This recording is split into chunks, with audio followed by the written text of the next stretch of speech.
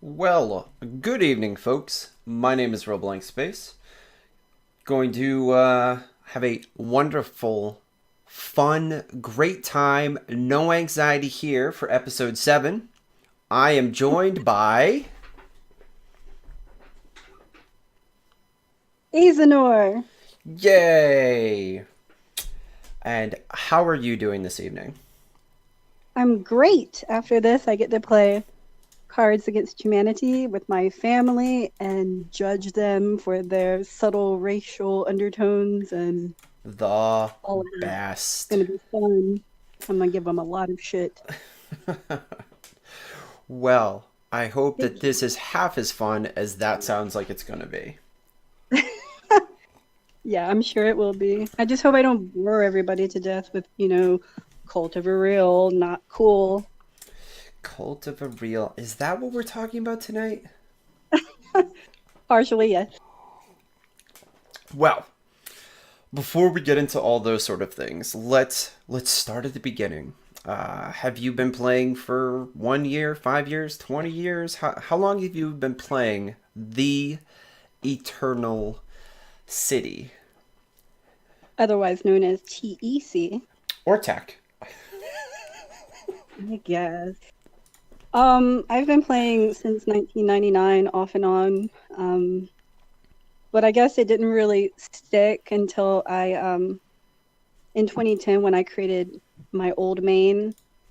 Her name was Themis, and it's then that I just got hooked. I really explored the game world fully in a way that I just don't think that I'll ever be able to stop playing TC. Like I might disappear for weeks or months or even a year, but I think that I'll always come back to this game.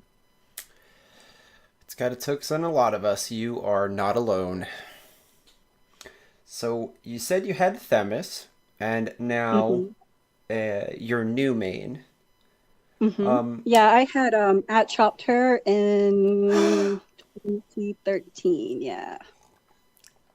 remember, So there was folks. a number of reasons for it. Like the GM who was around then, her name is Bian, and she was doing some pretty crazy stories. Like she had created this, I don't know, I guess he was some sort of blacksmith or something, and she created this event where her character Proditio or Proditio, I don't know how you would say it.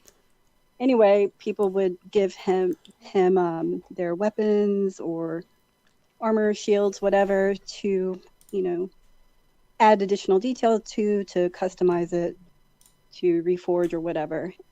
Anyway, that character just fucked the whole game rolled up, and it was amazing because all of those items went missing. And I was like, oh my god, this bitch is badass.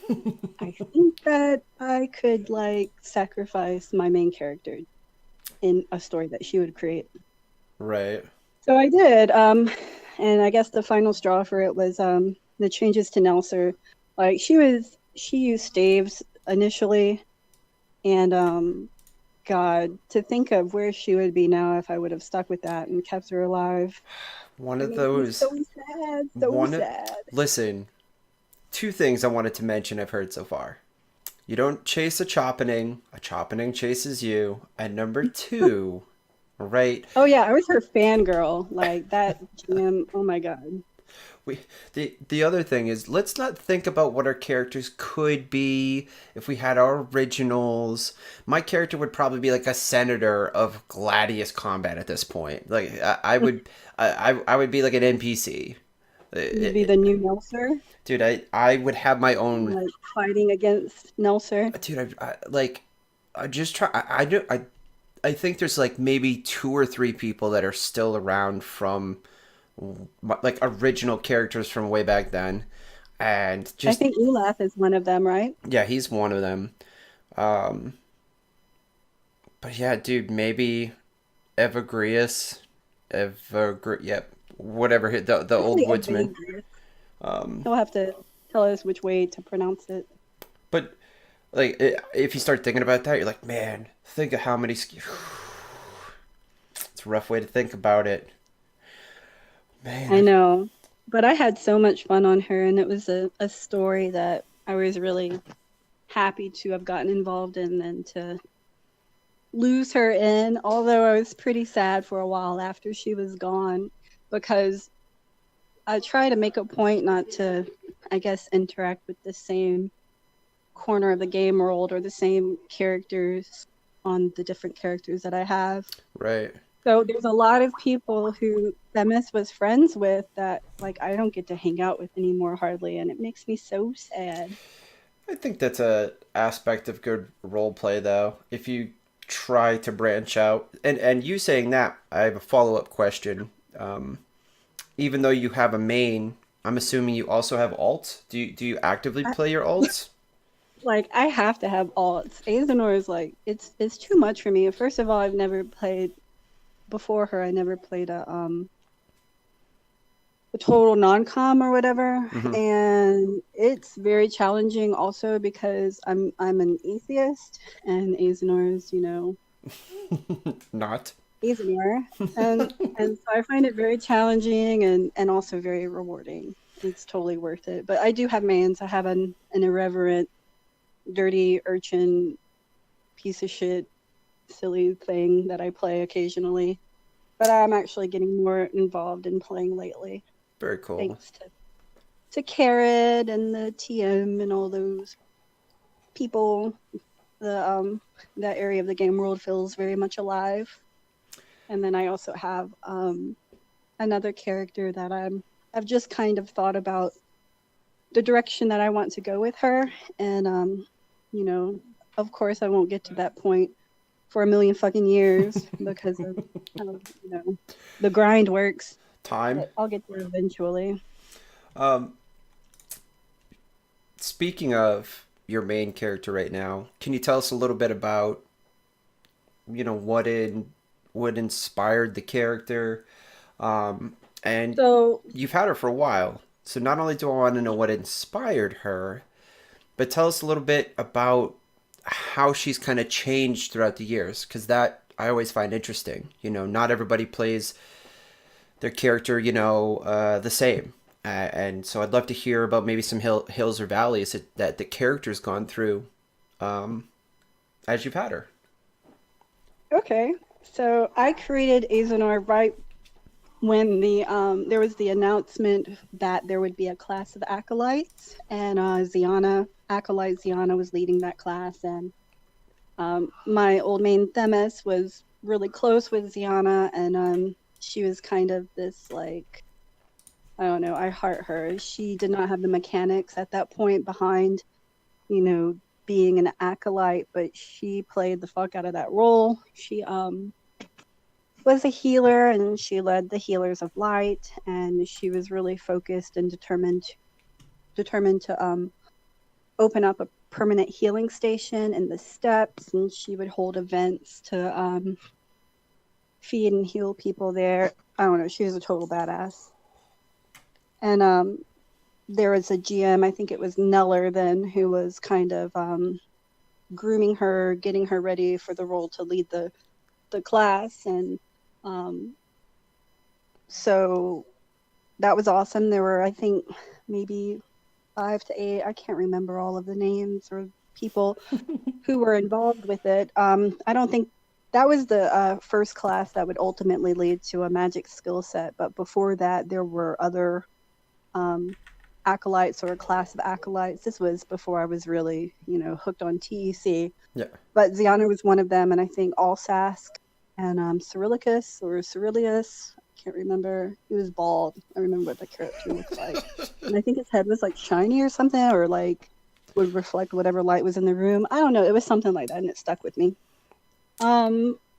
So none of those characters around, and Ziana's gone now. But so Neller helped her, and then Neller got getting gone. I don't know what you want to call it. And then another GM came in, and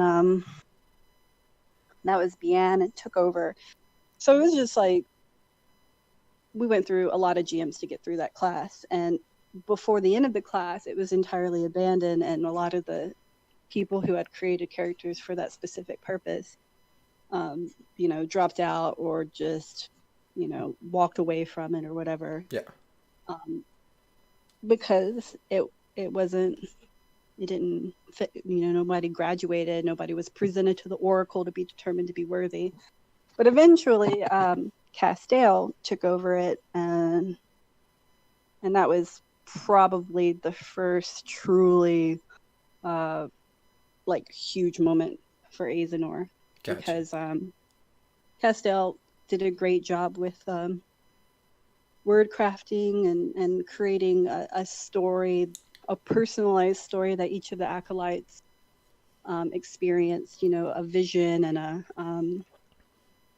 when they were presented to the Oracle, and the Oracle was determining whether or not they were worthy to serve in the Cult of Ereal. Like, I don't know what the other characters' stories were, but it was one of the most badass moments I've experienced with a GM. And that kind of changed Aezenor's life and brought a lot of, she had a million more questions after all of that. But so I kind of, whenever I created her, I half-assed a story. I mean, I threw a decent one together. It was 5 sentences or something. Sure. I didn't know where this was going to end up going, really. And she was born in the steppes and, taken in as a young child by the Temple of Illumination, blah, blah, blah. But anyway, it was great, and I wanted a name. So I've always loved Rethenor's name. I think that's one of the most badass names in the game. I love saying it out loud whenever I see it on the screen. So I was like, I gotta find a name that ends in Nor.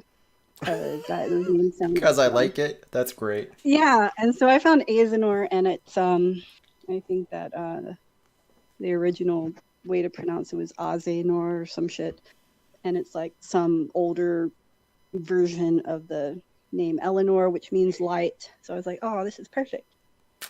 Very well researched. I like that. And I wanted to Yeah, mention I'm kind of obsessed with that it's sometimes it's cool to have a character where you kind of flesh out a lot of the background, but I feel like TEC is good for kind of a rough beginning. Like, this is the kind of person, these are his or hers kind of views of the world, and then you kind of let the world adjust them throughout their interactions. So, are they religious? Are they not? Are they interested in hooking up with people? Or are they celibate? Are they whatever? Do they like to drink or smoke? Do they not go certain places? And then let the game kind of evolve them. So and that's there's nothing wrong with that. happened. Yeah, that's definitely happened to Aezenor. Well, you started to mention a little bit about the sex. Can you tell us more about what the differences are within the cult? Because I know now, again, you're the subject. There's 3 of them, right? There's the Bright Hope, Yep. which is what Aezenor and Ulaf and Elias, Erlin, and now deceased, and so sadly so Ian Thena were all part of. Okay. But they're they're the healers. They're the ones who take care of physical ailments, physical pain. Typically, they have a healing background in some kind of way, but not always. Okay. That is Ereal of the Morning, and is the season that goes along with that is spring. Okay. And then you have the sect of Revealing Light, which is Ereal of Noon. It's basically like the augurs and the ones who practice divination. Okay. And then you have the Nurturing Light, which is Ereal of the Evening. And initially they were the what would you call it? The negotiators or the mediators within warring areas of Midlight. They would be sent to kind of deal with all of that. They were great negotiators, whatever, but it's taken on kind of a different role now, where it's not just that. I haven't seen anybody really play that, but it's also kind of like nature, the crops, the harvest, the soil, Huh. um, animals, paying attention to signs of the seasons and things like that. So Acolyte Jalik, he is still around and he's part of that. And then for the Revealing Light, that was Parlin, and he's not around anymore. And then Araminta is another acolyte from the Bright Hope. Okay. So yeah, there's 3 sects, and then separate from that is Ariel the Conqueror. Yes. Yes. That's I. My character leans more Always that way, favorite. so yes. Yep. Yep. Yep. Mm-hmm.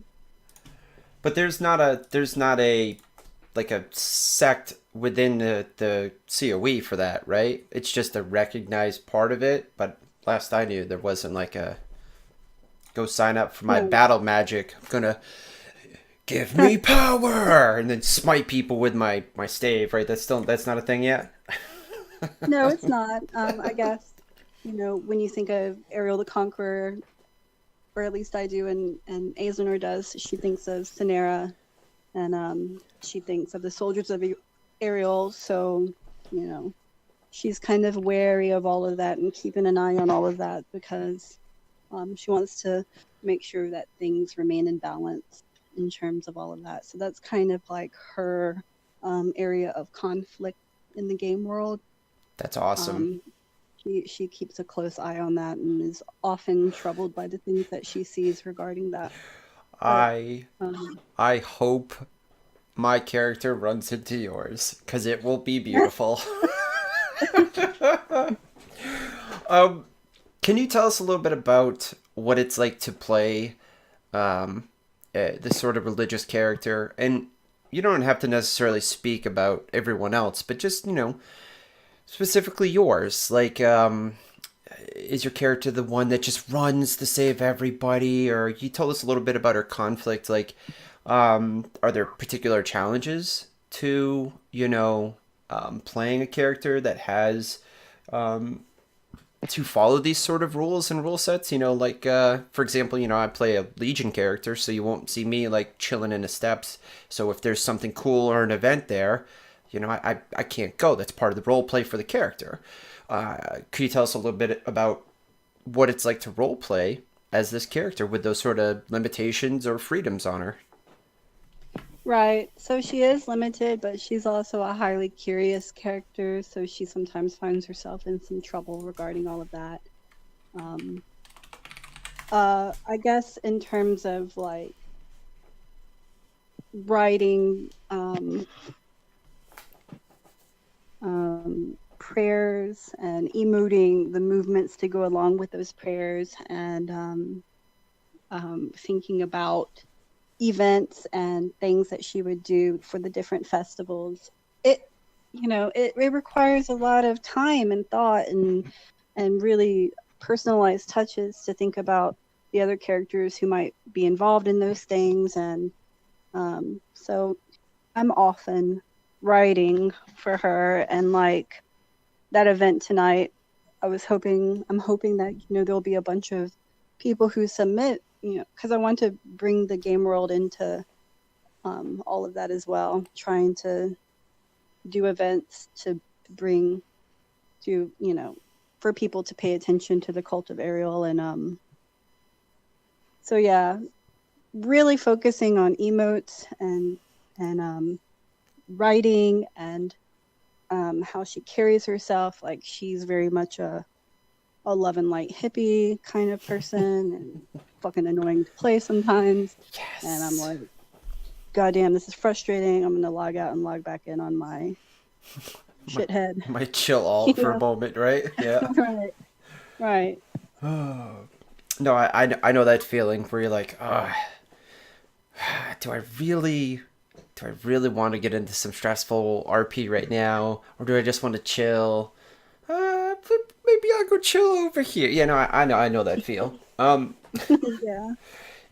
I am very interested on what you can tell us about this sort of magic because this has changed when when I left a while ago, it magic was a big deal, and you would hear whispers about it. You know, the rumored glowing necklaces with no, actual light source. You know, all these sort of things that were always rumored and whispered about. And then I come back and people are talking about shit like battle mages from Cinera, and I'm like, whoa, whoa, really? And they're like, oh yeah, our acolytes are actually doing. It wasn't just a role play. It wasn't just something people emoted.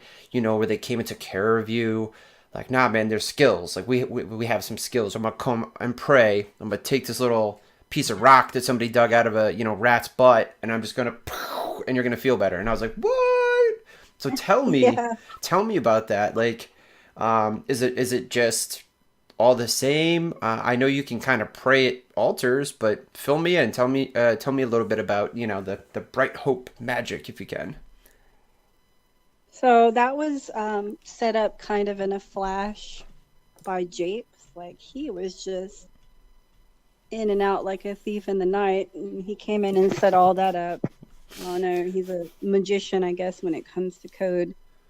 So he came in and set that up, and then whatever. But that was promised to the acolytes who stuck with the classes, and then were found worthy to be part of everything.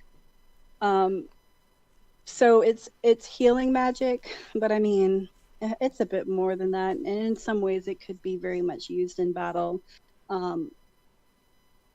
Like there are blessings that not only take from the acolytes energy and health and transfer it over, but there's also ones that are like boosts to endurance and fatigue recovery and HP recovery. There's some that like increase a character's presence of mind, so that reduces the stun chances.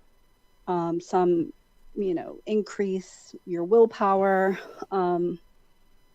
Like the game world kind of got super fucking pissed off when it was released, because they're like, everybody's gonna abuse this shit. Acolytes are gonna be boosting up their buddies in the arena, and you know they're gonna be able to do like 2 fatigue bars in one. Fuck them. Fuck this. We don't need magic. Okay, so that's not how it works. I can't just go find your character and be like, yo, hook me up with that steroid, yo, I'm going to the arena. That's not how it works. No, the GMs watch like every single spell that, or a blessing that is cast. The GMs have their eyes on that shit, and they'll call a player out if they're abusing it. It's not like scripting. Right. Like Gotcha. they for real watching that, and it's something that they keep their eye on. So I'm not too worried about that. Like you won't find Aezenor in the Colosseum blessing and boosting up gladiators on fight night or That's whatever. such a funny thought, though, to me. I Right. know, Like like, and it, like, isn't that the disclaimer? Like, hey guys, we're doing this new acolyte class. If you think you're going to boost your buddy, you're not going to. So if you don't want to roleplay one of us, don't sign up. the poor sight and no conqueror blessings to have him kick even more ass. Oh man, that is too funny. Oh, well, heard it here first. You can't go and you can't just be like, nudge, nudge, acolyte, yo, hook me up. Got a big fight tonight. It's not how it works. But that's cool. I could see the concern there, and I'm glad to know that it is being watched because, it is kind of mechanically cool, but if it's being used responsibly, I got no problem with it. So, Oh yeah. Like for Aezenor, she's going to perform those rituals on people who are comatose or who are fighting for the greater good and are hurting because of it, and or people who may just be downtrodden and not feeling well. Like she may bless them or a child in the hospice who got a boo-boo. Right. She'll heal them with a bandage and then also give them a little blessing. Things like that. Aww. Yeah. Draw a Well, little smiley on the bandage. you mentioned festivals, and I know that I've looked at, the calendar before, and there are, I'm going to say four? Yep, there are four. Four of them, and I know that they're kind of based around um, like the year. So there's like the planting and summer and winter. Tell us a little bit Right. about the So festivals for the game world, and then maybe if there's anything specific that your character does for the different ones. So Palilia is the spring festival. It's for Aerial of the Morning, and it's at that time usually the festive hall is opened, and there's a feast and a play. The creation play may be performed. Um, Sometimes there are athletic events and weirdo scavenger hunts and whatever the acolytes come together to do, or even other people in the game world decide to do Right. to celebrate the festival. And then there's Armalestrium, which is for your baby boo, the conqueror. I And that killed a takes ton of place in Cinerins, just so everybody knows. I killed a ton of Cinerins for that festival. It was beautiful. Sorry, go ahead. So I can't imagine, and this happens in the heat of the summer, and everybody's in full armor and angry at everything. But that just sounds like a nightmare to me. But Aezenor has gone to friendliest with other acolytes and performed purification of the weapons for the Legion. And then I know that Elowin and other Centurions have um, done events, campaigns, and things like that to celebrate it. And then there's Lupercalia, which is the Aerial of the Evening, and it's the Harvest Festival. Right. And that's usually the time where Jalek, who's part of the Nurturing Light, he kind of does some things. And then there is Feralia, which is Ariel the Wanderer. It's the Winter Festival, and they say that the veil between the living and the dead is thinned around that time, and sometimes the GMs do some pretty cool events for that. Like I remember one time there was some spirit wandering around and kind of like fucking with people, characters in the game world, and basically it was a that ghost begging to be freed of the corporal world or whatever. And so eventually that area, I think it was under the Colosseum in the pits, there was additional area opened, and her body was found there, and Yep. proper aerial light funerary rites were done, and she was freed from the world to go walk the void with Ariel. So there's that. There's been a lot of cool player run events and GM events for each of the festivals. Oh man, I actually like those ones, even if they're not a big. Like right now, we're in the middle of like a bunch of stuff going on in the game world, but I like those little smaller ones that remind you kind of the in-game passage of time. So whether it's like and it doesn't even have to be like a whole ghosty lady needs her remains put away. Sometimes it's just those little small ones, where it's like world of moats where farmers are bringing their stuff to town or whatever. I think those are pretty cool, and I definitely like when Oh, yeah. players are doing their own events to kind of celebrate these things as well. Yeah, Aezenor had conducted a pilgrimage to Monlon, and there was a moment where the participants could speak about a loved one who had passed and write a note to them to be burned and sent off to the void as a message to them or something. So yeah. Very cool. So we had talked during our pre-talk, and one of the things that came up that will be fun now is kind of the this broad topic of role playing without mechanics. And Oh yeah.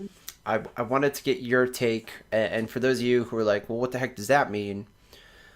For me, I played a character that was a sailor, and I adopted him as a sailor because there was an event where there were ships, and I pretended that, well, this is now my ship, and I like didn't get off the ship, and then the GMs had to move me off the ship. So I would constantly role play by going into like that I had a ship, and I did it so damn much that the GMs were like, "Okay, fine, you have a ship. Like, let's just can you stop coming down to the harbor and emoting that you're looking for your ship, looking for your ship, looking for your ship, drinking your mug?" And so, like, and I always did it because mechanically it wasn't possible, you know. Now you can actually get role play. What do they call them? It's not a custom item, but it's like a prop. Like you can get those now. I think that's so cool for little tiny things. I would love to hear kind of your perspective on role playing before they had mechanics, like role playing like right now, even though you don't want to do the healing, willpower, whatever regen, how do you role play that you are giving a blessing, that you are doing these things? Love to hear a little bit about that from you. Sometimes I regret creating an acolyte that was obviously going to be part of the Bright Hope Sacks. I think that it would have been so much fun to play some total creep revealer who's like invading personal spaces of characters in the game and like super nosy and eavesdropping on people, and using the mostly ignored, from what I've seen, shop in the sandbar where they sell divination supplies. God, and that shopkeeper looks weird as fuck. Like somebody needs to go see him. He looks crazy, and some like Aezenor will go in there and just bless the fuck out of him, hoping that his eyes look normal again one day.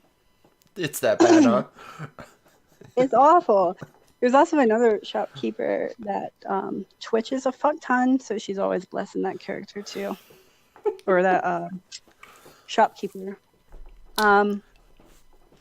Yeah, so I think it would have been a lot of fun to play a creep, or maybe even an acolyte in the nurturing light that was constantly eating soil, testing it to make sure that it's fertile enough for a good harvest. Hugging trees and shit. And You're what I'm hearing is you're playing a very serious, very put together, well RP'd character, and what you really wish you'd done is a little bit more of a trolly one. That's what I'm hearing right now. yeah, I think it's just because of how overwhelming it is for me to play Aezenor. She's a part of me, but she's definitely not me. And yeah, I'm glad that I'm not on a free account, because I would have a hard time playing just her all the time, and I'd probably be moving another character up to have a bit of balance. Yeah, and I got to give you kudos for that. It's very easy to play our fun typecast characters. You know, it's very easy to be flirty or silly, or maybe you've got a dark humor, so it's very easy for people to draw from themselves and to Yeah, role play these characters.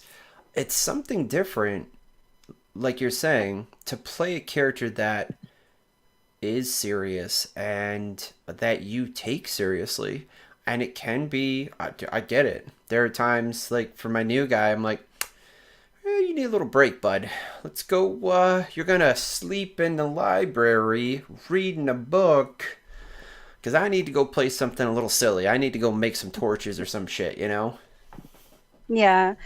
Aezenor has those moments. There are characters that bring that out of her, like Kierstad and Zia and Araminta did, and Penthea. There have been characters, but most of the time she's just very concerned about being this like caricature of goodness. Right. So she's constantly trying to make sure that she's not. I don't want her to look foolish, and she doesn't want to look foolish. I want her to feel real to people, and that they can relate to her, and that she can connect with people. Um, yeah, but I do. I have to play my alts. I got you. Oh, and I always ask, are you one of those people like me who has like 4 or 5 different notepads for like who they are, who they like, or are you just a straight up, SS, who am I playing? I know who this is. I'm good to go. I have a weird memory for this game. I remember characters and their stories and stuff, and Broken I'm stats. She got broken mental stats in real life, guys. You heard it here first. I need notepads. Barely above but average. She's got some inhuman reasoning. This bullshit. but I do. I mean, I do have Google Drive files just full of stuff. So it's a balance. Uh huh. Yeah. No. No. She tried to take it back, but I heard. I heard what's up. No Don. No Blink. I ain't got a bunch of notepads. Some of us just remember our characters. I got it. um. We talked about the different magic. We talked about the different sects of, and you say it but differently than I am, and I'm going to hear this because I say Oh yeah, everybody's giving me shit already. I already like threw Ereal. up middle fingers, in the freaking Discord over it. I say Ariel. I think a lot of people overseas may say Ariel. I don't know. I'm gonna put up a fucking poll in the Discord. I say Ereal because I've always said it with a hard E. Then again, I'm told constantly that I'm wrong. And I say everything wrong because I'm from New England, or it's just me, and I don't really care. So you're probably saying it right. Don't worry. I don't think there's a right or wrong, and I mean it feels weird as hell to say things out loud anyway. Well, because we all agree that, this phrase means good evening. But then when you start looking at people's names or shit that's not real, like Estavian, like it's not like How Italy. do you say it? I say Everybody, Estevan. see? Fuck me. Fuck me. I say that language right there. Yep, that's exactly what I say. We talked about the festivals. We talked about the cult and your role play. Um, did you have any fun stories that you wanted to share with everybody who's like hanging out? Any Oh interesting God, I stories don't from the even know where to past? begin. No, if you had one. You don't need to have one. Thought I'd throw it out there before we went to the next thing that you had requested at the end of the video. So, any cool stories from Aezenor that you wanted to share? Anything that really sticks out that you wanted to put down forever on the YouTube? Now is your chance. I'm scared. No, like I'll find out in game who the hell she is. Like I probably said too much already. I this Um, is dun dun dun. I need that video. I need that video for every time. Okay. So we know. but I will say though that I do love the tension between the soldiers of Ereal and Aezenor and the different infighting between the sects. Like I don't know, the acolytes fight all the time, and when Parlin was around, they all fought a fuck ton more. So that was fun.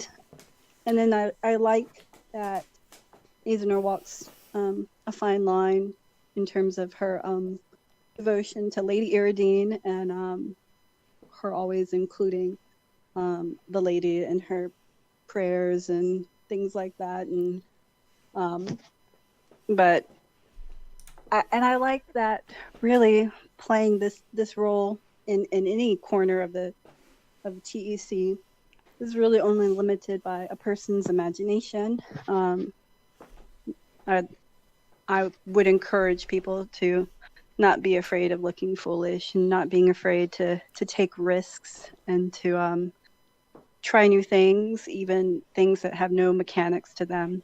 Um, That was the what? coolest. Thanks for saying that. That was awesome. What? Just, hey, try new things. Don't be afraid to look like a Yeah. ding dong. Do it up. That was awesome. No, don't be afraid at all. There's like some of the I like it when characters have their own little emotes that they do. Yep. Um, like Linkius's crooked eye grin, or Kierstad's broad grin, or Elwyn's fucking curt nods. God damn that woman. Um, or Jin's blowing raspberries in the air. Like, just those things are so memorable for me. Like, Right. they make a character. It doesn't have to be some 5 sentence emote. Just making your character feel like a real person to other people is should be the goal, I think, in a lot of ways. And I To be perfectly flawed and perfectly imperfect, I think it's great. I'm not sure which video it was, but I always like to when people are making characters, I say, you know, pick something, a goal, pick a quirk, and a flaw. I knew Evan was going to be kind of religious, kind of like a good guy. His flaw is that he literally misses everything. Everything flies over his head, and I Cute. play that constantly. And his quirk is that he's kind of quiet, and that he's got a big heart. His actual flaw, you're not supposed to ever say, while you make your character, but I could share that one, that it goes over his head because everybody's already noticed that. But Yeah. if you can relay those through little bits, whether it's the way you grin, or the way you shuffle your feet, or you raise your eyebrow, I will echo my awesome interviewee tonight and say, try it. And you can be like me and look like a weirdo. Try it in an in room. Don't be like me and do it on the forums and have people walk by you and go, oh shit, did they see that? Fuck, I bet they did. God damn it, because I've definitely done that. Oh, does this look okay? Oh crap, there's people walking by. Oh shit. But you should try things, and I always find that it's cool to. I think it was in one of the other chats I was in, where people were saying they had adjusted them. Like, these things had happened, so I don't smile as much, or I changed the way I smile, or I kind of looked up slowly to kind of relay things happening. Please, don't feel like, oh my goodness, try them out and see if it fits the character, because that's exactly what you said. That's what makes them memorable. The things that they do and those little quirks that we get through the role play. Yeah, exactly. Well, my coffee's done, my water's pretty empty, and we've been bullshitting for a long time. At the very end, you had asked, hey, can I do a quick GM shout out before we wrap this bad boy up? So go for that. Go ahead and say hello. She already said like 3 GM names. I don't even know who the hell they were. So Man, I'm just happy that the game world has never felt more alive to me. So I'm just grateful for everything that everyone is doing. Like, thank you so much. and I will second that. I do want to talk shit about Elwyn's player before I go, though. Oh, we'll do that. We'll do that afterwards. We'll cut this for YouTube, and then we do the keep it real afterwards.